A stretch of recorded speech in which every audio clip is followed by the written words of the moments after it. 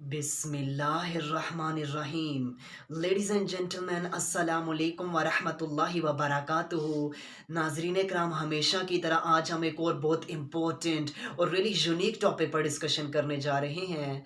अब सबसे गुजारिश है कि अगर आपको हमारा मैसेज पसंद आए तो हमारे पैगाम को अपनी कम्युनिटी के दीगर अफराद तक भी शेयर कीजिए और इस कार खैर में हमारा साथ दीजिए। तो आइए बिना टाइम वेस्ट किए अपने आज के इस यूनिक से टॉपिक की जानिब बढ़ते हैं।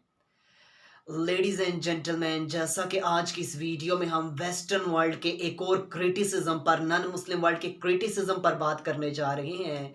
जैसा कि सूरह निसा की रोशनी में आज का जो हमारा टॉपिक है वो पेनल्टी ऑफ एपोस्टेसी के बारे में है। तो इसके हवाले से आए रोज़ वेस्टर्न वर्ल्ड में क्रिटिसिज्म पाया जाता है कि इस्लाम में जो पेनल्टी ऑफ एपोस्टेसी है ये तो बहुत स्ट्रिक्ट पेनल्टी है। तो नौज़ुबिल्लाह ये तो इंसानों पर जुल्म हो रहा है, ये तो बहुत बैरबैरिक लॉ है।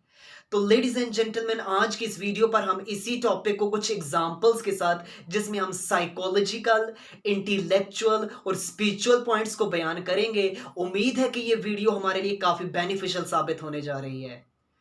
तो लेडीज एंड जेंटलमैन, सबसे पहले तो हम एपोस्टेसी की शॉर्ट डेफिनेशन को जान लेते हैं कि व्हाट इज मेंट बाय एपोस्टेसी।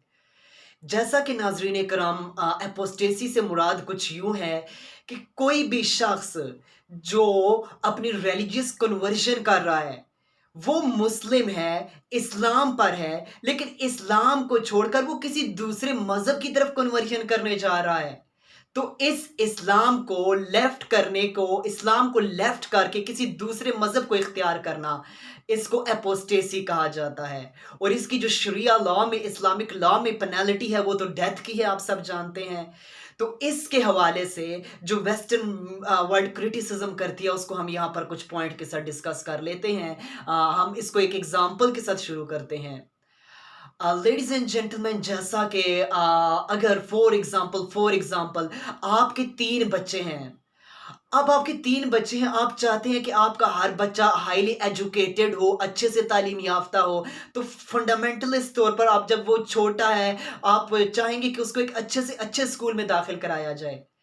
अब फॉर एग्जांपल आप अपने तीनों बच्चों को डिफरेंट स्कूल्स में एडमिशन दिला रहे हैं। एक बच्चे को आपने बीकन हाउस स्कूल में दाखिल करा दिया, दूसरे बच्चे को आपने सेंट पॉल हाई स्कूल में दाखिल करा दिया, और तीसरे बच्चे को आपने सेंट पीटर्स हाई स्कूल में दाखिल करा दिया। अब जो आपका फर्स्ट बच्चा है जो बीकन हाउस स्कूल में जाता है, उसको उसके मैथमेटिक्स टीचर ने पढ़ाया है कि बेटा 4+4 = 7 होता है। अब जो सेंट पॉल हाई स्कूल का मैथमेटिक्स टीचर है उसने आपके बच्चे को पढ़ाया कि 4+4 = 8। अब जो तीसरा बच्चा है उसको सेंट पीटर्स हाई स्कूल में जो पढ़ता है, उसको उसके मैथमेटिक्स टीचर ने बताया कि बेटा 4+4 = 9। अब आप बताएं कि जो ट्रू मेथोडोलॉजी है वो क्या है। सेंट पॉल हाई स्कूल जो है उसका जो मैथमेटिक्स टीचर है वो आपके बच्चे को ट्रू मेथोडोलॉजी दे रहा है कि 4+4 = 8 होता है। अब आप चाहेंगे कि जो आपका बेटा है, आपके जो तीनों बच्चे हैं, हम उनको सेंट पॉल हाई स्कूल में ही दाखिल करा दें, क्योंकि इधर ट्रू मेथोडोलॉजी दी जा रही है।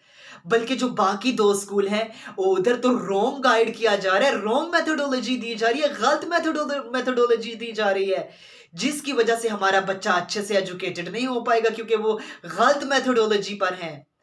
तो लेडीज एंड जेंटलमैन, अगर इसी एग्जाम्पल को हम थोड़ा वेस्ट आई के साथ देख लेना, थोड़ा वसी नजर के साथ देख लें, तो जिस तरह हम अपने बच्चों के लिए चाह रहे हैं ना, हम इन्हें अच्छी मेथोडोलॉजी पर, राइट मेथोडोलॉजी पर लगाएं, तो इसी तरह हम सब अल्लाह ताला के बंदे हैं। अल्लाह ताला हमारा खालिक व मालिक है, उसने हमें तख्लीक किया। तो अल्लाह ताला भी तो ये चाहते हैं ना कि ये मेरे बंदे हैं, मैं इनसे इतना प्यार करता हूं, तो इनको राइट मेथोडोलॉजी मिलनी चाहिए।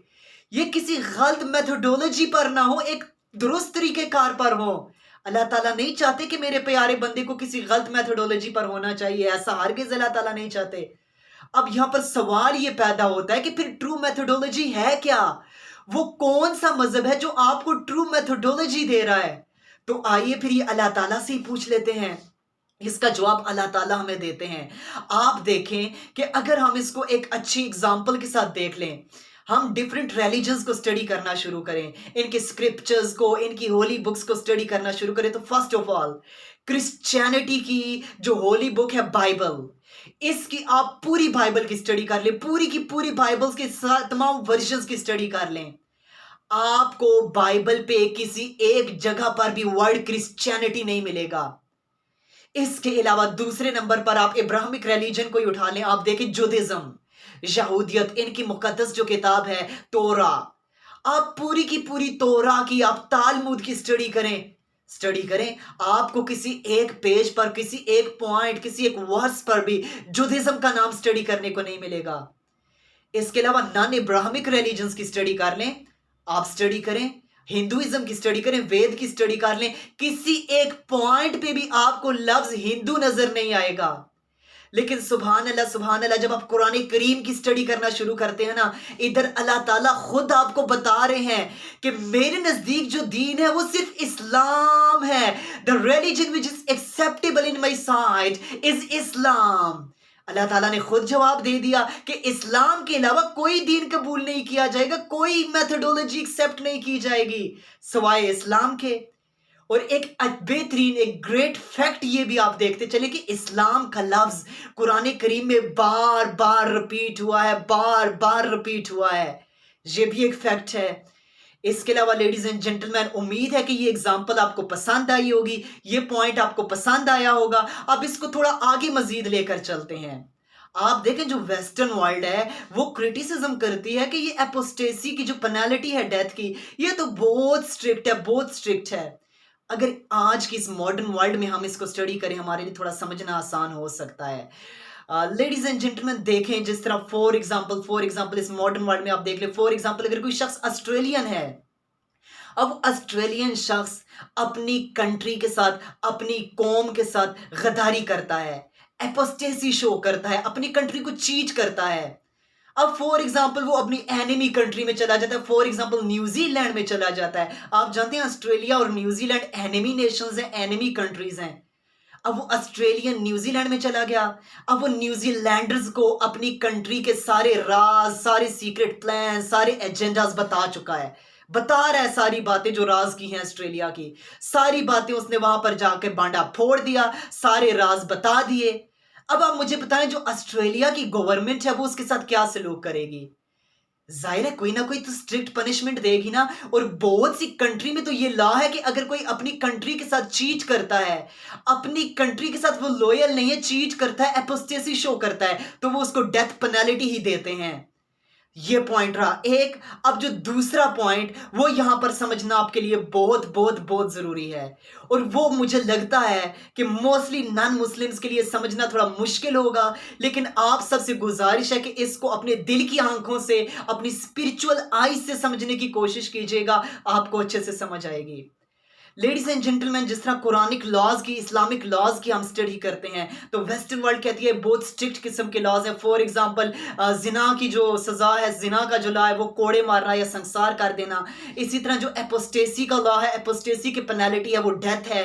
اسی طرح چوری کی جو پینالٹی ہے وہ ہاتھ کاٹ دینا ہے۔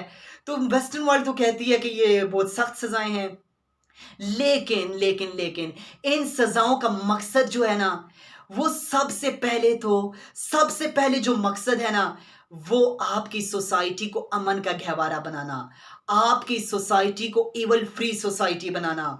اب فور ایگزامپل آپ چور کے ہاتھ کاٹ دیتے ہیں نا، آپ کی سوسائٹی میں کسی کو چوری کرتے ہوئے ڈر لگے گا، وہ چوری کرنے سے کانپے گا کہ میرے تو ہاتھ کاٹ دیے جائیں گے اگر ادھر لاز اچھے سے امپلیمنٹ ہیں، وہ ڈرے گا۔ یوں آپ کی سوسائٹی کو مالی طور پر ایک بینیفٹ ملے گا، اسے تحفظ حاصل ہو جائے گا۔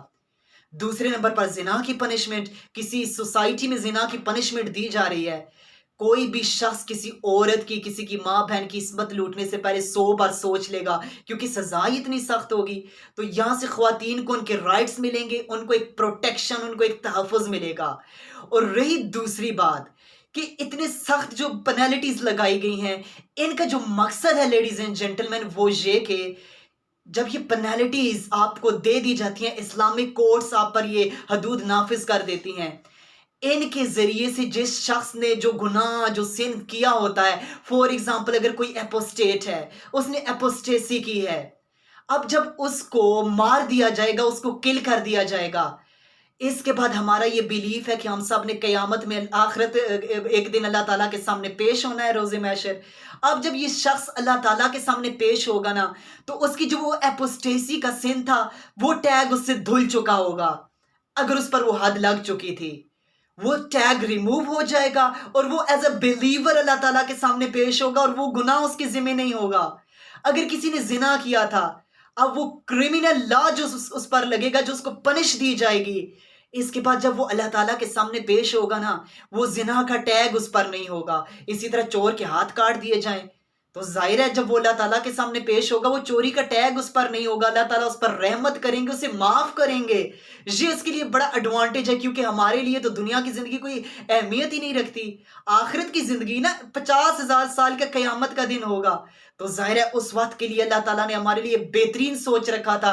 तो इसीलिए ये पेनल्टीज़ हमारे लिए रखी गई हैं कि हमारी सोसाइटी अमन का गहवारा हो, और एक ये कि हम सिन फ्री होकर हम इन टैग्स को हटाकर अल्लाह ताला के सामने साफ-सुथरे होकर पेश हो।